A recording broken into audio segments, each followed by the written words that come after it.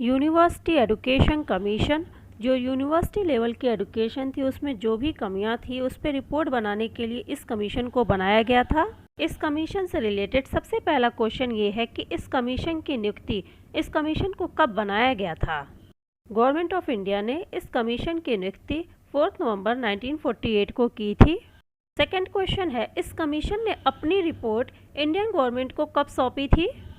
इन 4 options में से कौन सा ऑप्शन राइट है। ऑप्शन डी 25 अगस्त 1949।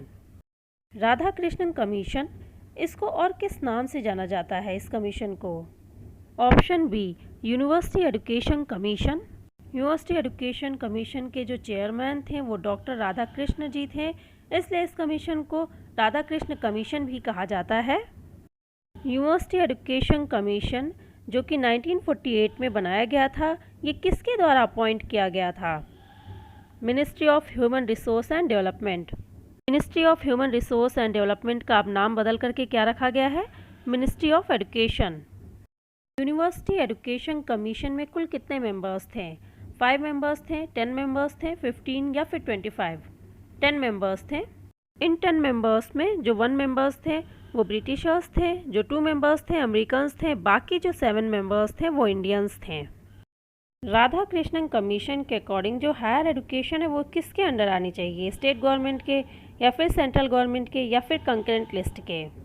Option C concurrent list. इस कमीशन के अकॉर्डिंग जो स्टेट गवर्नमेंट है और जो सेंट्रल गवर्नमेंट है, इन दोनों को मिल करके हायर एजुकेशन की जो जिम्मेदारी है उसको उठाना चाहिए।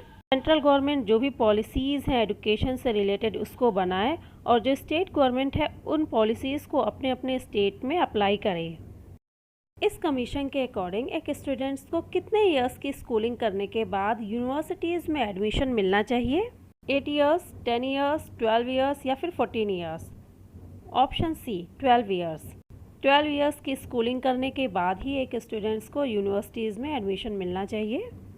इस कमीशन के अकॉर्डिंग एक यूनिवर्सिटी के अंदर एक टाइम पीरियड के अंदर मैक्सिमम कितने स्टूडेंट्स होने चाहिए। 3000, 3500, 4000 या फिर 4500। Option A 3000। इस कमीशन के अकॉर्डिंग एक यूनिवर्सिटी के अंदर एक टाइम पीरियड के अंदर 3000 से ज़्यादा स्टूडेंट्स नहीं होने चाहिए। इस कमीशन के अकॉर्डिंग एक कॉलेज में एक टाइम पीरियड के अंदर ज़्यादा से ज़्यादा कितने स्टूडेंट्स होने चाहिए। Option B 1500। राधाकृष्णन कमीशन ने यूनिवर्सिटी टीचर्स को कितनी कैटेगरीज में डिवाइड किया है। Option B 4 categories. Radhakrishnan commission ने जो टीचर्स हैं उनको 4 कैटेगरीज में डिवाइड किया है। कौन सा एक ऑप्शन जो है वो टीचर्स की जो 4 कैटेगरीज हैं उसके अकॉर्डिंग सही नहीं है। Professor, teachers, lecturers, readers, instructors. Option B. इस कमीशन ने टीचर्स को प्रोफेसर्स, लेक्चरर्स, रीडर्स और इंस्ट्रक्टर्स की कैटेगरीज में डिवाइड किया है। ये क्वेश्चन जो है फैकल्टी से रिलेटेड है। जूनियर पोस्ट होती है और जो सीनियर पोस्ट होती है उसके बीच में क्या रेशियो होना चाहिए। ऑप्शन ए इसका राइट आंसर है 2:1। इसका मतलब ये है कि अगर 2 रीडर्स हैं तो 1 प्रोफेसर्स होने चाहिए। टीचर्स की रिटायरमेंट एज इस कमीशन ने क्या रखी है, 64 ईयर्स।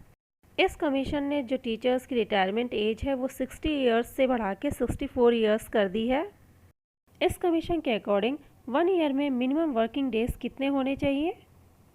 ऑप्शन डी 180 डेज़ होने चाहिए और ये 180 डेज़ जो है वो एग्ज़ामिनेशन को छोड़ करके होने चाहिए। यूनिवर्सिटी लेवल पे किस लैंग्वेज में इंस्ट्रक्शन देना चाहिए, regional language, English language, Hindi language या फिर mother tongue. Option A regional language. Medium of instruction जो है वो हायर एजुकेशन पे रीजनल लैंग्वेज होना चाहिए, लेकिन इस कमीशन ने हायर एजुकेशन में इंग्लिश को भी इम्पोर्टेंट प्लेस दी है क्योंकि इंग्लिश जो है वो स्टूडेंट्स को ग्लोबली कनेक्ट करके रखती है। इस कमीशन ने किस यूनिवर्सिटी को ओपन करने के लिए सजेशन दिया, एग्रीकल्चर, टेक्निकल या फिर रूरल या फिर इनमें से सभी। Option C. इंडिया की 75% जो पॉपुलेशन थी वो रूरल एरियाज़ में रहती थी, इसलिए इस कमीशन ने सजेशन दिया कि रूरल एरियाज़ में यूनिवर्सिटीज़ ओपन की जाएं जिससे कि ज़्यादा से ज़्यादा लोगों को एजुकेशन प्रोवाइड की जा सके। इनमें से कौन सा एक जो है राधाकृष्णन कमीशन का जो भी रिकमेंडेशंस था उसकी बेसिस पे बनाया गया है। UGC, NSS, NCTE, none of the above. Option A इसका राइट आंसर है UGC, university grants commission. University education commission ने जो एग्ज़ामिनेशन सिस्टम था उसको भी क्रिटिसाइज़ किया था। इस कमीशन के अकॉर्डिंग जो एग्ज़ामिनेशन सिस्टम होता है उसमें किस तरह का क्वेश्चन होना चाहिए। 3 ऑप्शन राइट है, एक ऑप्शन जो है वो गलत है। इस क्वेश्चन के अकॉर्डिंग वो कौन सा ऑप्शन है? Option D, open book. इस कमीशन के अकॉर्डिंग जो एग्ज़ामिनेशन होते हैं उसमें क्वेश्चंस जो हैं वो ऑब्जेक्टिव टाइप्स के होने चाहिए, इससे टाइप के होने चाहिए, ओरल एग्ज़ामिनेशन होना चाहिए।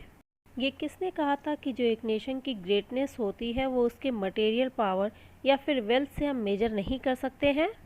एक नेशन की जो ग्रेटनेस होती है वो इंटरकल्चरल जो रिलेशनशिप्स होते हैं पीपल के बीच में उससे होती है। ये किसने कहा था?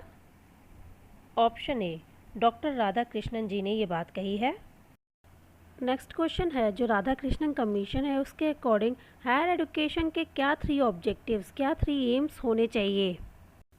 4 ऑप्शंस हैं, general education, liberal education, occupational education, religious education.